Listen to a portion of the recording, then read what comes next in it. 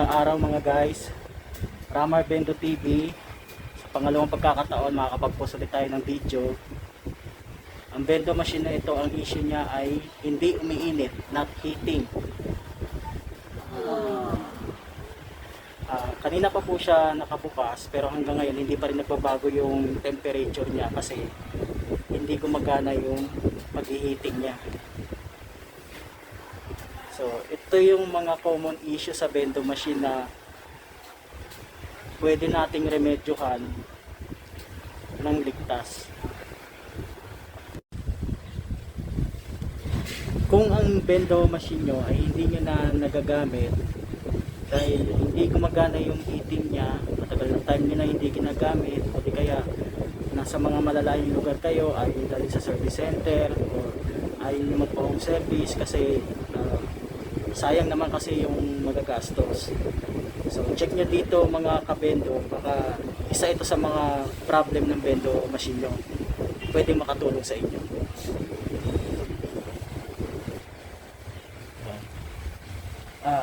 Bubuksan natin yung bendo machine para ma-address ko anong parts yung may problem, at tapos ipapakita ko sa inyo kung ano yung remedy na pwede natin gawin na pwede nyo rin gayahin.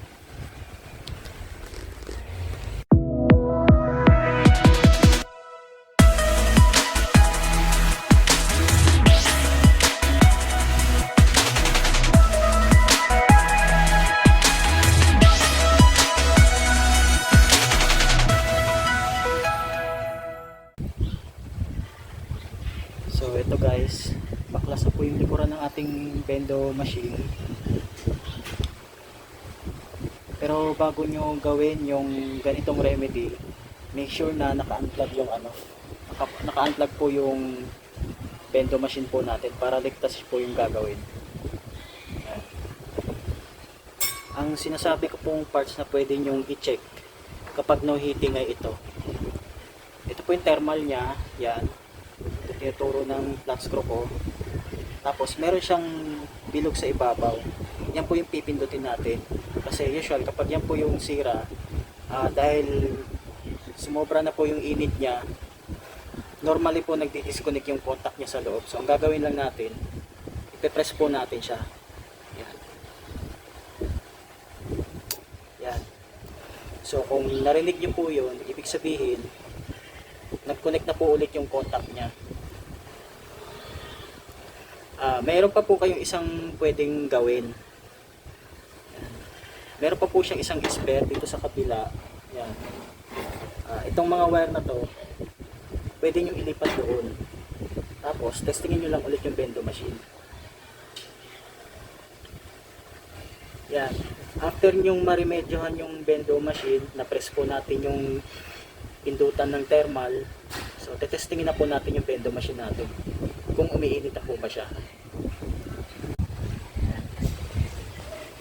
So, after remedy ng ating bendo machine, so, tetestingin na po natin yung unit kung mag-heating na po ba ulit siya.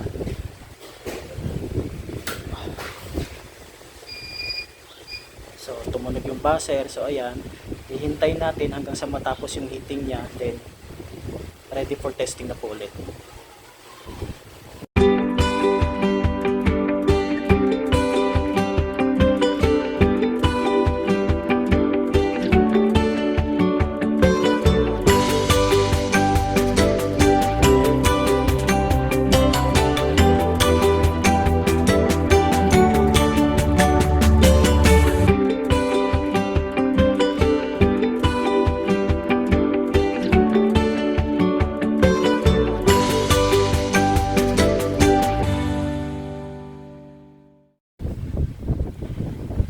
So ayan, tapos na mag-heating yung ating bendo machine. Mag-insert tayo ng coin para matesting. Ayan.